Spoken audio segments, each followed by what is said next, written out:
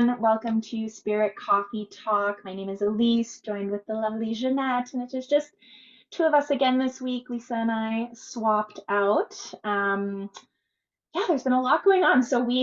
I know Lisa mentioned this even last week. Oftentimes we'll have a little chit chat before we get rolling, and we did that. And it wasn't a lot of chit chatting. It was a lot of what are we, It what was are we like ping talking about ponging, today? right? It Yeah, felt like ping pong. Like we're like, blah, that, this, that, this, yeah. that. Like You got something? No. I got it something? No. it was so odd. It was Back and very forth, odd. Yeah. back and forth. Um, and so we kind of just decided we'd start talking about the energy, mid-May energy update, and just kind of roll from there. Um, because it feels like, I know for me, I've been going through a lot of processing of things, but I've seen a lot of, both in my experience as well as in the experience of others, there's like coming out of that eclipse portal, coming out of a lot of the really intense energies in April and kind of the beginning of May, we're in a really intense transition time. And for me, it feels really fast but slow also. Um, it feels like we're driving 100 miles an hour and then like all of a sudden I hit a slow motion period where I am very disoriented. I don't know, maybe something that was up in the air that felt like it was going to land and ground has kind of like even disappeared out of my awareness. Like it just seems like everything's really, really up in the air. So I guess we'll start with that. Not even just up in the air, but like transitory. Mm-hmm. Um, so we'll just start there, I guess. How Yeah. Yes. That makes a lot of sense. And part of that I have noticed is so we had the eclipse, then the eclipse gateway closed, but then we were in Mercury retrograde. Mercury went direct May 14th. And they call it the couple days after that, Mercury can still be a little testy or spicy or sticky is kind of what they Mhm. say. So there's a little like weaning off of the Mercury retrograde. But here's the interesting thing is on the 16th, Jupiter entered Taurus and it stays there until May 25th, 2024. Now, okay, that's cool. But Jupiter is a humongous planet of like life changes. But it being in the sign of Taurus brings good luck and abundance on the collective level and also the personal level. So this is what's Mm. really interesting because I'd heard some astrologers talk about this. And Spirit had been mentioning this, but not in relation to the astrology. So again, whenever those 2 points converge, I get really excited. Mhm. And the understanding was that, as we went into the second half of May, we would be seeing more alignments, more synchronistic things starting to come together. But it's almost like before that, it's like the eclipse and retrograde was like it took things and shook them around. And so for Mhm. some people, they're in this energy this week and feeling a little like wobbly or unsure of their surroundings. And I mean, I even noticed that happening with timelines. We've Mhm. even talked about timelines have been feeling like they've been shook around and like 1 minute it's one timeline, one it's another. And so I don't know, that's kind of my experience is like this shifting really quickly, but I'm curious once we're fully in the energies of Jupiter and Taurus, if we really start to Mhm. see more fruits of these alignments and abundance, both collectively and personally. Mhm. Mhm. Yeah. And to your point on time and timelines, it feels like some days are 8-hour days and some days are 37-hour days. And it's really, I think, disorienting for our brains because we're kind of like, what is going on? And what they're kind of saying too is that in this transition phase right now as well, we're having to adjust to like new realities, which we're not always super aware of it. So, like for me, I am adjusting to certain very new, real realities within my day to day.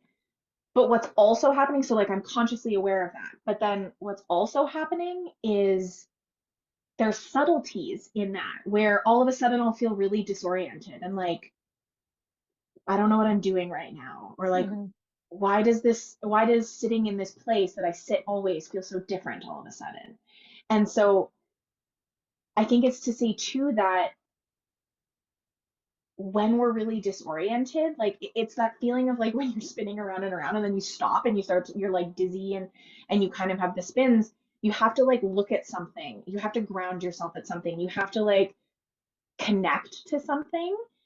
What's been hard for me is connecting, like finding the thing to connect to that feels Mm-hmm. sturdy enough. So Mm-hmm. whether that's like Gaia or whether that's like yesterday for me, it was both Gaia and the sun. It was really like sunny and warm here, and I took the dogs out and I was walking in this field that I wouldn't normally walk barefoot in, but like all I wanted to do was take my shoes off and walk in this grass, even though it was like quite prickly and dry, not very nice on the feet. Yeah. But like all I wanted to do, and I didn't really understand why, because again, logically, I was like, oh, this isn't really, somewhere that I would walk around barefoot necessarily.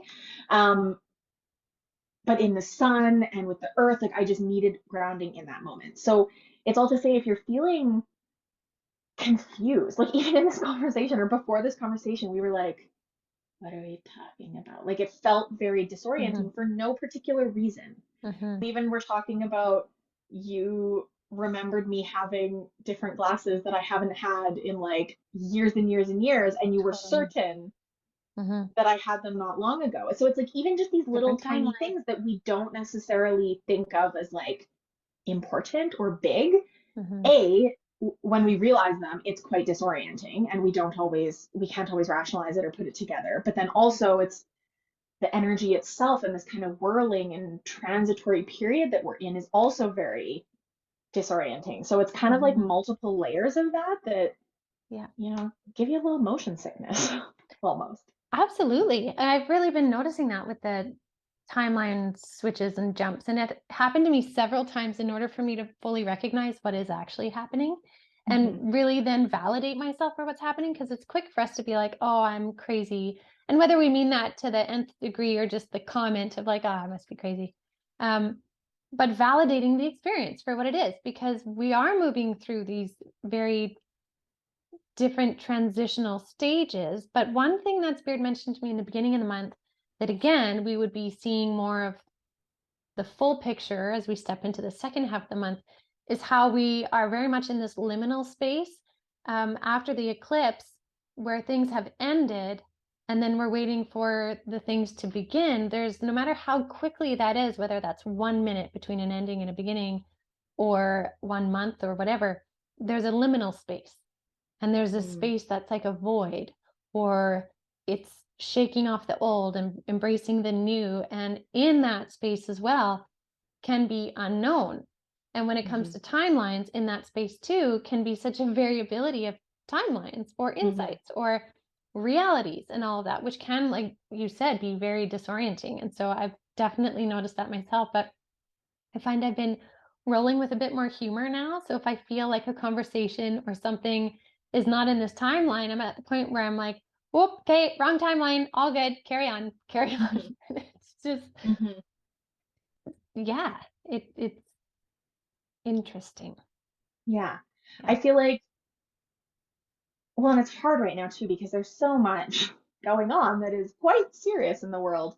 And yet, like, I just keep wanting to say, like, we can't take, I think I'm trying to, exactly what you were saying, not take those experiences so seriously. Like Mm-hmm. the disorientation, it's like I'm coming off of a roller coaster, not something's wrong with me. Mm-hmm. Or, I'm, like, oh, I'm just crazy, or I'm just imagining things, or I'm just disorganized, or like whatever thing that our brain will usually put on ourselves as like, Mm-hmm. you need to do something different, you're the problem.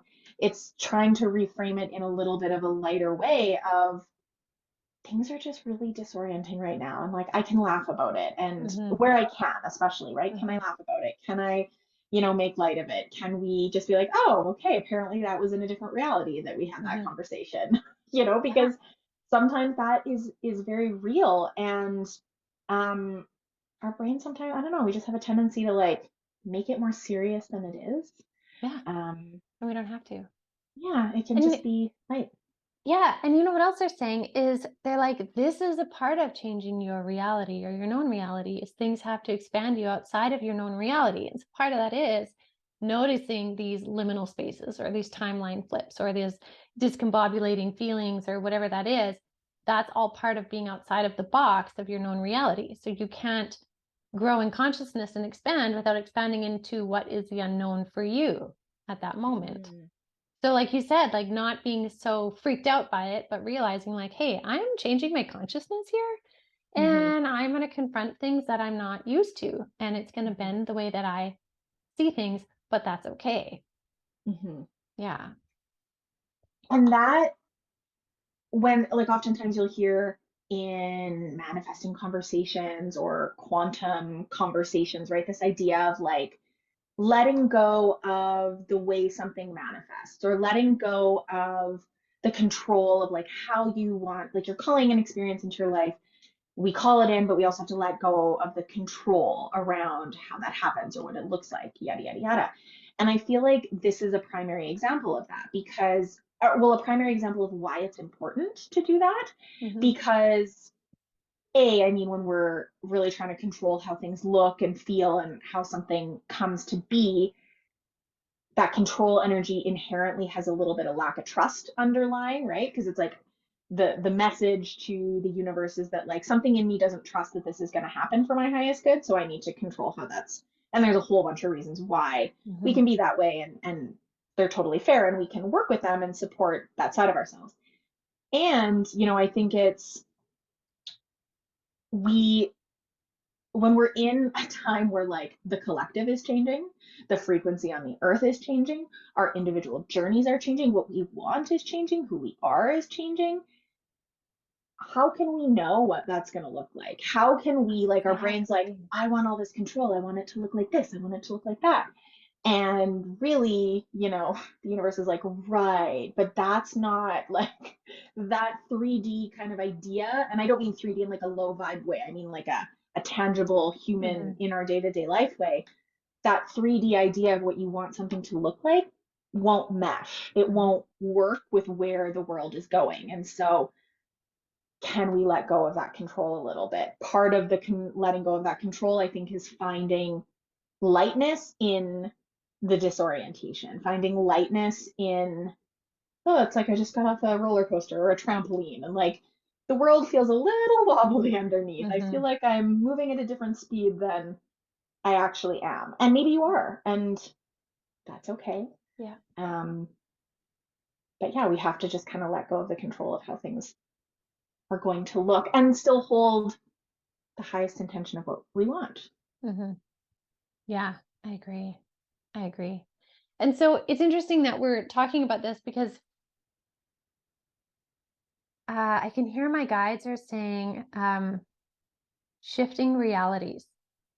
So it's interesting we fell on this as we started talking, right? Like we just kind of trusted and started Mm-hmm. because they're like, this is exactly it. It's shifting realities.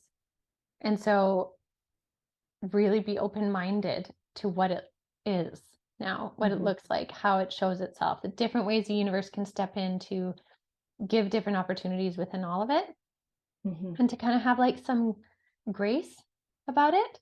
And like, because that shifting reality for a lot of people is kicking up a ton of anxiety. Like, anxiety is on high right now for a Mm-hmm. lot of people.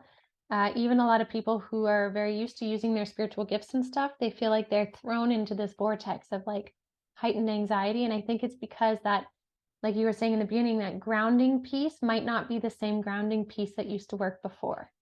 Mm-hmm.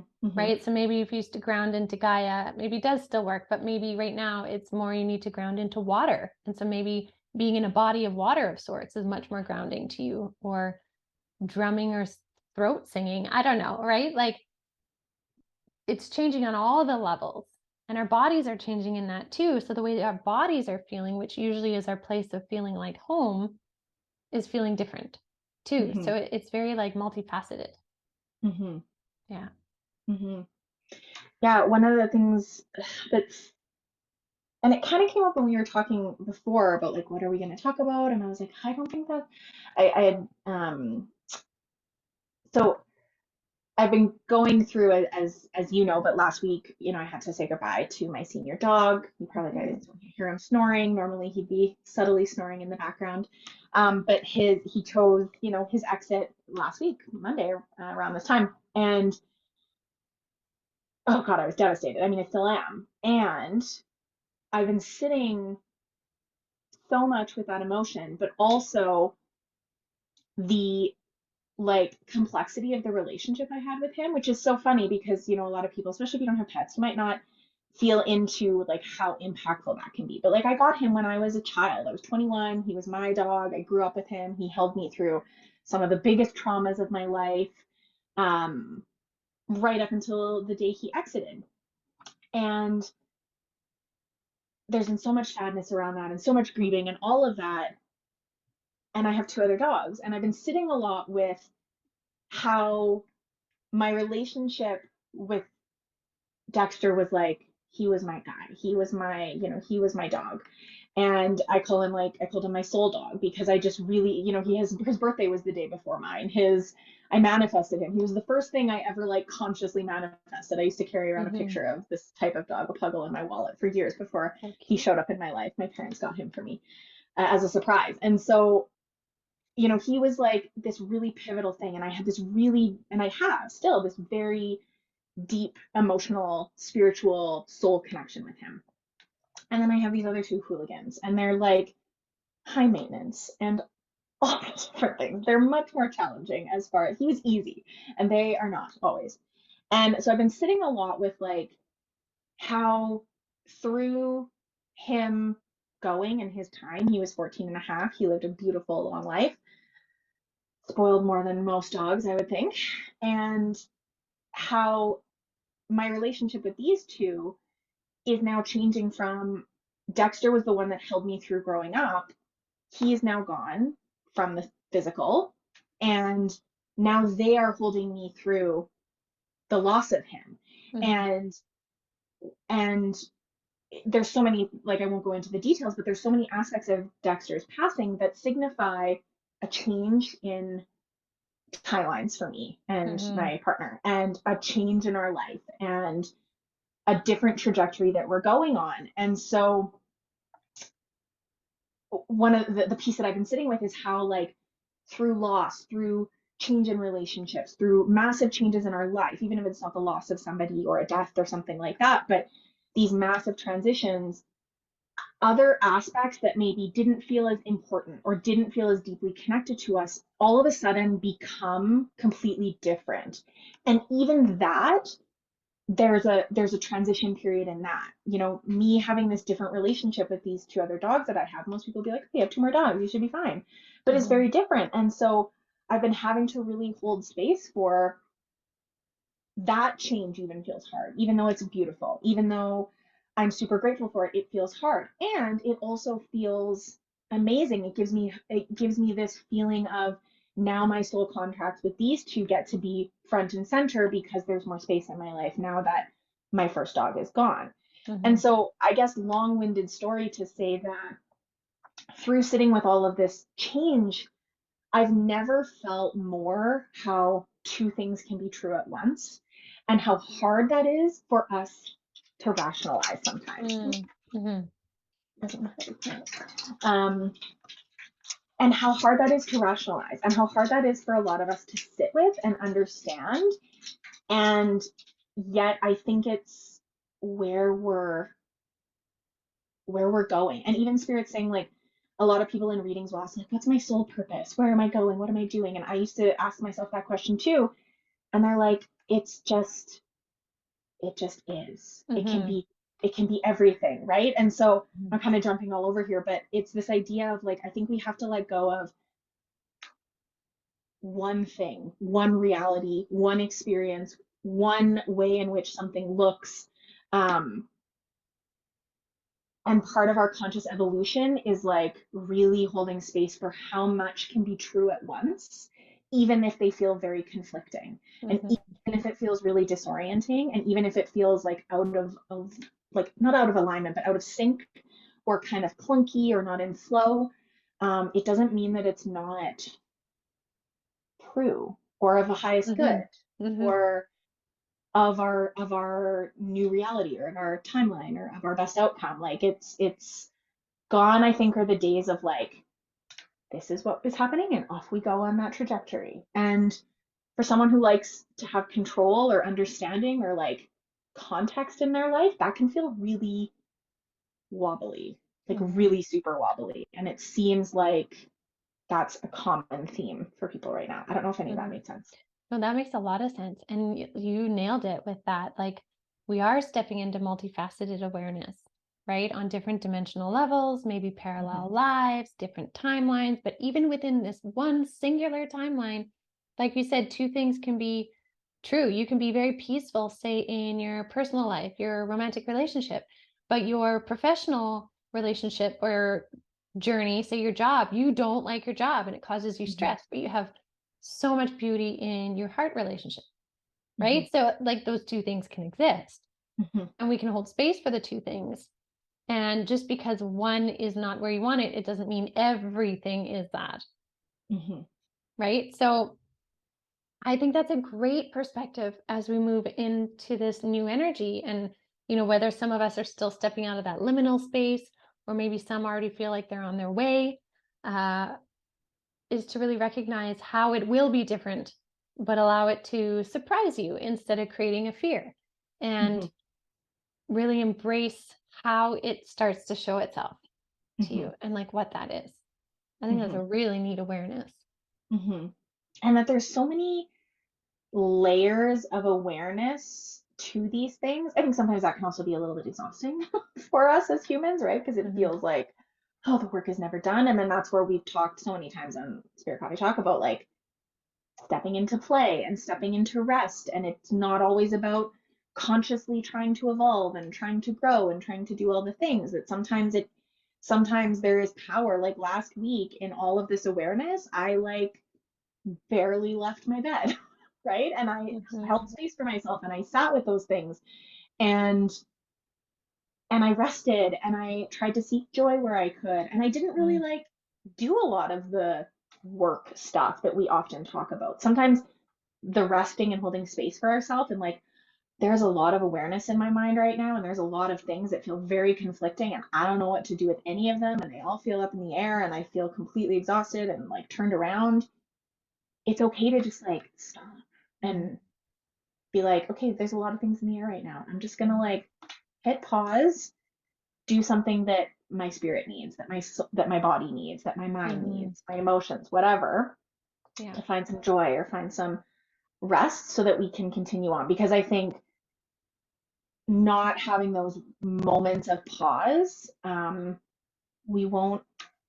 It'll be too hard to like keep moving forward. It's just we don't have infinite energy, right? We're still in our cute little meat suits and we have to like tend to that too. And in a constant stream of like new astrology updates and new energy updates and all the things are happening, it can just feel like, you know, yeah, you're entirely right. And that is actually so true. So for anyone watching, last week I tore my calf muscle in dance doing the silliest move. Now, if any of you are dancers or you understand dance, I was doing a chasse, which is essentially like a little gallop, like a do like we'd already done our stretches 3/4 of the way through the class.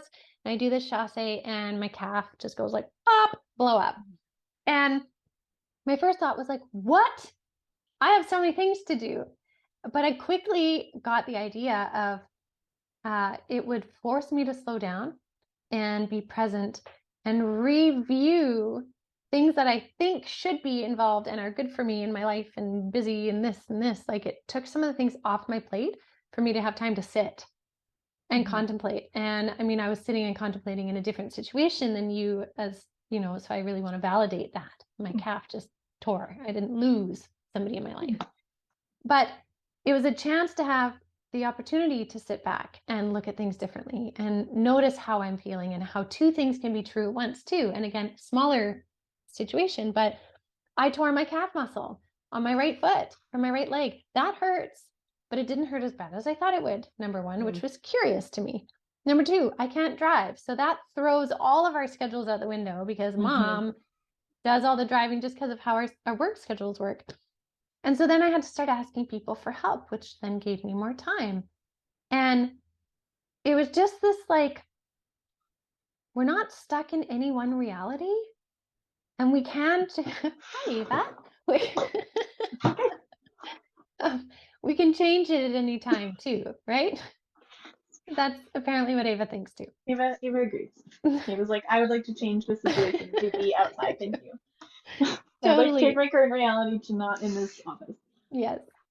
Yeah. So like I could be totally miserable or I could be sore and a little annoyed. I'm not moving where I want to be moving, but also absolutely grateful for what this experience of slowing down is teaching me. And I get it. And so I was like so joyful, even though my leg is really sore and I can't even get to the bathroom unless I'm on crutches. Like, you know, like these two like complete opposites both walk in the same path. And it was a really neat observation. So all to say, I think we can observe that shift and change liminal space, two realities at once, or two things being true at once in many different ways, from very significant experiences to smaller experiences. But there's lesson and perspective in it all. And I think what that's doing is setting us up for embracing these new realities that are coming in, and also being able to really embrace the energy coming in with Jupiter moving into Taurus. Right? This goodness, this good luck, this abundance. We don't have to keep running through the muck of fumbling and, you know, strife and tribulation. We can start to step into believing that new things are on the way because we're in like new energy, new template. Yeah. Yeah. And to your point, there's super powerful perspective and shift and growth and learning, or like fill in the blank, um, regardless of the size of the experience. Because a lot of people would say a pet loss isn't that big for them, right? Some people it's not. Some people, I would say a majority of people it is, but oh, well, maybe not as significant as this loss or that or this or that. And it's like we could get lost in a rabbit hole of comparison of what is big or small to any given person at any given time. And it like mine wouldn't make sense to you, yours wouldn't make sense to, I mean, ours do because we know each other well, but like, but you know, random people that might not understand why losing a dog is so painful, or you know, why slowing down can feel so uncomfortable. For some people who are on the go all the time, your body and nervous system, I talk about this all the time with the somatic work, is attuned to a certain frequency. When all of a sudden you're like, well, can't do that anymore, we can have an internal freak out that is extremely uncomfortable. And then again starts this whole, I'm really uncomfortable in my experience. When is this going to get better? And it can start to really create this churn. But if we can really slow down, try to find those kind of two truths, right? Yes, this is uncomfortable that I've had to slow down right now. But also, all I've been asking for is a moment or some quiet or a little bit of a lighter week, and here I've been gifted that. And yeah, it's just, I think it's also dependent on our own reality, our own experience. And that some things will be more monumental for some than others depending on where we're at and what we need and how that works for us. So oh boy. Can Dexter tell you? Can Dexter tell you how we do this? Because yeah, right. He was so pro. Dexter, tell your brother and sister how to be in Spirit Coffee Dog. So funny. Oh my goodness. That's okay. Well, I think she's right on time because I think it's pretty timely. I think it's beautiful. It's a beautiful way to close it, and I love that this is kind of the energy coming for the end of May, and just it's really awareness. Like, what is your awareness? What are you noticing? Because what you're noticing is your reality, right? And like, and that's not constant. Yeah. Yeah, it's going to change. So how can you work with it and support yourself through it? Beautiful. Awesome. Great. Well, thank you everyone for joining us. I hope that you enjoyed this. I feel like we were kind of like, oh, let's just see what comes. And maybe it was nicely tied up at the end. I think it was. But let us know how it resonated for you. Let us know in the comments how the last week has been coming out of the really intense eclipse energy. And as always, too, let us know if there's anything else you want us to talk about going forward, because we're always open and things have been intense lately. So we're always happy to answer questions. All right. Well, I hope you have a wonderful week, everyone. Make sure to like and subscribe, and we will see you soon.